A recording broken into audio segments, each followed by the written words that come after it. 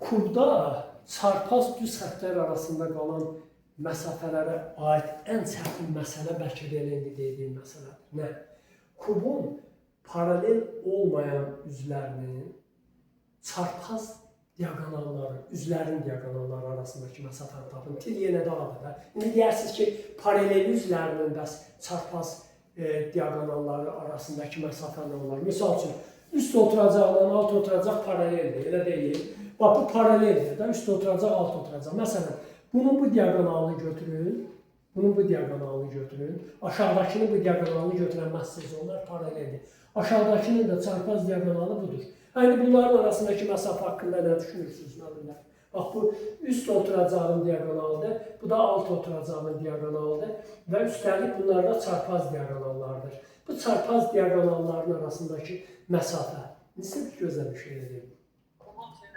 Kubun tili olacaq, tamamilə. Bu til var, bu til. Həm buna perpendikulardır, həm də buna perpendikulardır.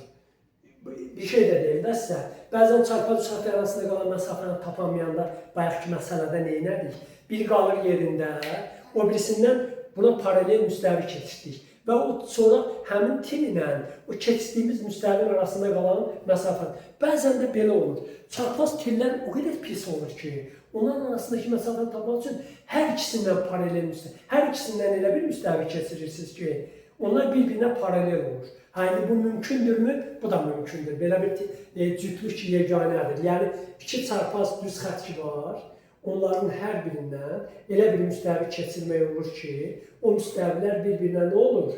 Paralel. Misal üçün, kubun üst A1, C1 DB-yə paraleldir və A1, C1-dən keçən müstəvi üst oturacaq müstəvisidir. BD-dən keçəndə alt oturacaq müstəvidir. Aynı bunlar çarpazdır da, düzdürmü? Baxın, mən bunların ikisindən də müstəvi keçirdim. Baxın, mənim ovucum müstəvidir. Baxın, göy ilə qırmızı bir-birinə nədir? Çarpazdır. Bunların arasında qalan məsafəni tapmaq üçün Gülçin xanım, mən nə edirəm? Bunların ikisindən də müstəvi keçirirəm, bir-birinə paralel. Sonra həmin paralel müstəvilərin arasında qalan məsafə, orijinal çarpaz xəttlər arasında qalan məsafə, bu da bir teoremdir. Riyaziyyatın mühüm teoremlərindən biridir. Fəzanın super teoremlərindən biridir. Ona görə də üst oturacaqdan keçirdim bunu, A1, B1, C1, D1, altdan da A, B, C, D-dir. Bunların arasında qalan bu məsafə, tavan və döşəmə arasında qalan məsafədir, kubun tilinə bərabərdir. Deməli, paralel üzlərin çarpaz diagonallarının dərdi asandır. Onların arasında qalan məsafə ilə kubun nəyinə bərabər? İndi bizim məsələyə baxın. Bu, kubda ən çətin məsələlərdən biridir. Kubun qonşu üzlərinin, yəni paralel olmayan da, təbii ki, paralel dedik, paralel olmayan qonşu üzlərinin çarpaz diagonalları arasında qalan məsafə. Məsəl üçün, aşağı oturacaq və bir de bu yan üz. Qonşu olmayan üzlər, paralel olmayan üzlər, qonşu üzlərdir, paralel olmayan üzlər. Bunların çarpaz diagonalları, hanı bunların çarpaz diagonalları arasında qalan məsafə? Biri bu üzün çarpaz diagonalı budur. Aydın mı? Hansı ki, bayaq biz bunların arasındakı bucağı tapdıq. Neçə dərəcə tapdıq? Bir də bu. Bunu silirəm, bir də bu. Aydındır? Hə? Düz dedim ya, yox. Belə. Düzdür mü? Bax, kubun qonşu olmayan üzlərini, düz oldu da, çarpaz diagonallar. Biz bayaq bunların arasındakı nəyi tapdıq? Paralel olmayan üzlərine ait çarpaz düz xəttlər arasında kubun tilaya bərabər o paralel olmayan üzlərinin çarpaz diagonalları. Biz bayaq bunların arasındakı bucağı tapdıq. Hal çox sadə oldu. Neynədik? AS'ni özünə paralel qaldırdıq ABC-ni, yeni və deyil 60 dərəcə. Bax, kubun tilaya bərabərdirsə, bunların arasında qalan məsafə kuba aid ən çətin məsələlərdən biridir və bu məsafə, bunu sadəcə belə deyək, imtahan qabağı bu düsturu xatırlayırsınız ki, kök həftəli 3 bölən 3 aya bərabərdir. Hə, bunu əzbərləmək, əzbərdən bilmək işinizə yarayırmı? Bəli, yarayır imtahanda siz 10 saniyə doğru cavab verərsiniz. Deyərlər, kubun tili 12 cm-dir. Bu diagonallar arasında qalan məsafəni tapın. Sizdə 5 saniyə deyərsiniz, 4 kök bərabər. Amma burada bir təfəkkür prosesi var mı? Yoxdur. Riyaziyyat da məhz o təfəkkür prosesində formalaşır. Bunun üçün onu gərək ispat edək. Mən isbatını eləməyəcəm, bilirəm, çox ağırdır. Hələ mən bilmirəm, bunu başlasam axıra çatdıraram ya yox. Baxın, buradan mən BS1-ə axıra çatdıraram, mən dəfələrlə eləmişəm. BS1-ə paralel mən nə edəcəm bu halda? Bayaq dedim axı, iki çarpaz üsat arasında qalan məsafəni çətin tapanda onların hərəsindən bir müstəvi keçiririk. Elə müstəvi keçiririk ki, həmin müstəvilər bir-birinə nə olur? Bax, bu cür paralel olur. Sonra həmin paralel müstəvilər arasında qalan məsafəni tapırsınız. İndi mən BS1-ə paralel buradan bax, bir də bunu çəkəcəm. AD1 diaqonalı çəkirəm. Onda AC ilə AD1-dən bir müstəvi keçirirəm. Bax, oldu bu müstəvi. Həmin müstəvilərdən biri budur. Bax, bu müstəvi artıq BS1 ona nədir? Paraleldir, BS1. İndi bu çəsim qarşılıq olacaq. Sonra nə edirəm mən görürüm? AC-yə paralel buradan keçirirəm A1-C1. A1-C1 AC-yə paraleldir və A1-C1 AC-yə paraleldir.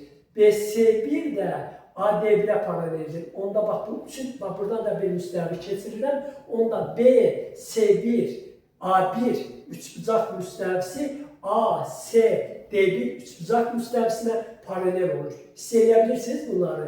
Biri göy rəngdə üçbucaqdır, biri qırmızı rəngli üçbucaqdır. Göy rəngli üçbucağın müstəvisi qırmızı rəngli üçbucağın müstəvisinə paraleldir. Baxın, baxın bir daha. B, C1, A1 müstəvisi, A, C, D1 müstəvisinə paraleldir. Deyirsiniz, nə bilirsən? İki müstəvinin paralelliyi əlaməti deyə bir gözəl teorem var. Görürsünüz, işin içindən işlər çıxır. Gərək fəzanın çox super teoremləri var. Məsələn, uşaqlar teoremləri əvəz göstərmirlər. İki müstəvinin paralelliyini necə bilirəm? Bunun üzərində iki kəsişən düz xətt, bu birisinin üzərindəki iki kəsişən düz xəttə paraleldir. Bunun iki kəsişəni, bunun iki kəsişəninə paraleldir. Ona görə də bu göy üçbucaq müstəvisi qırmızı üçbucaq müstəvisinə paraleldir. Bəs mənim qazancım nə oldu? Mənim çarpaz düz xəttlərimdən biri budur, bax, deyək, ştrixləyirəm. Biri buydu, yan üzün diaqonalı. O vizansiydi. Aha, deməli, mən öz çarpaz düz xəttlərimin hərəsindən elə bir müstəvi keçirtdim ki, onlar bir-birinə nə oldular? Paralel. Mən öz arzuma çatdım.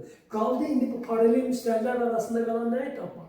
Məsələn, ispat eləmək olur ki, bu da bir ayrı gözəl teoremdir. İspat eləmək olur ki, kubun bu diaqonalı çəkəndə həmin iki paralel müstəvinin hər ikisinə perpendikulyar olur və o diaqonal bu müstəvilər vasitəsilə 3 bərabər hissəyə bölünür. Kubun diaqonalı nəyə bərabərdir bəs müəllimlər?